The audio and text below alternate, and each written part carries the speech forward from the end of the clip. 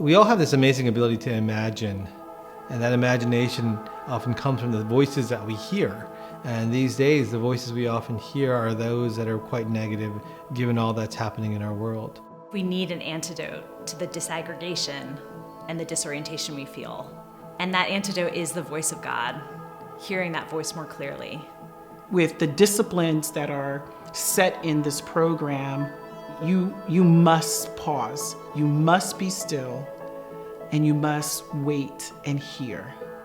We take time to be still, not to silence voices, but to be able to hear ultimately the Lord's voice over and above all the other voices that we hear. The reality of God has to be the most powerful shaper of how we imagine the world that we live in. And so in Nautilus, we begin looking at who is God.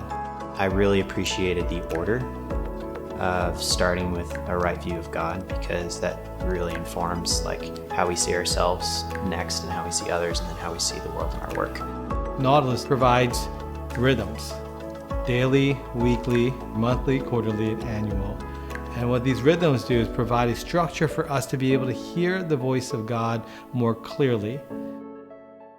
The draw for me to join Nautilus was really about trying to find new vision for my life, for my role, for my place in this world. How you're living in the day-to-day actually is profoundly affected by how you think about the future. And if you're not putting focus on that, then you're doing yourself a disservice. My everyday is in the context of this future that Christ died for, that God has for us, that we see in the book of Revelation. And so there's a greater hope, a tangibility, a peace, an excitement, and exhilaration that comes with that. The design of Nautilus is really unique in that we have people participating from all around the country, from different cities and locations. And yet they journey together in pairs and in quads, and then as one large group. And those rhythms provide and create a depth of community and a depth of being known. Nautilus did a phenomenal job of creating communities through the use of technology and creating authentic fellowship with, in my case, complete strangers. The way that the Holy Spirit works is it doesn't matter whether you have a relationship with them or not. He can still speak through other people who don't know you to reveal truths that just cut through all of the noise. And the way that the quad was able to pray for me when I couldn't pray for myself. That's so cool, and it's not just me digging in with these tools. I also now have a community to help me do that. That's so encouraging.